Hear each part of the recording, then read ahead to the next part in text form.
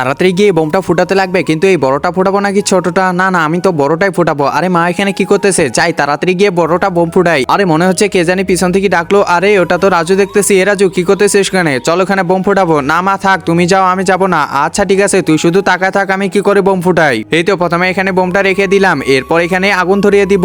এই তো আস্তে আস্তে করে এই তো আগুনটা ধরিয়ে দিলাম। আগুন ধরা হয়ে গেছে। এখন দেখ রাজু কত জোরে ফুটবে। আচ্ছা মা ঠিক আছে, আমি দেখতেছি, আমি এখানে লুকায় থাকি। বুম! ওরে বাবা, কত জোরে বোমটা ফুটলো। যাই দেখি তো মা ওখানে কি করতেছে। আরে কি ব্যাপার, মা আবার কই গেল? এ মা তুমি কোথায় গেলা? আরে মাকে তো কোথাও দেখতেছি না, মা যে আবার কই গেল? আরে কোথাও তো মাকে দেখতেছি না। যাই বাসায় ঘরের ভিতরে যাই তো। আরে ওইটা কি?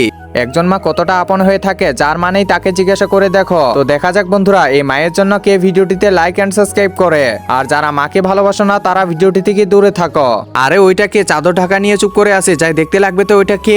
আরে মা তুমি এখানে কি করতেছো? এ রাজু বোম ফুটছে তো? হ্যাঁ মা, 10 মিনিট আগে বোমটা ফুটে গেছে।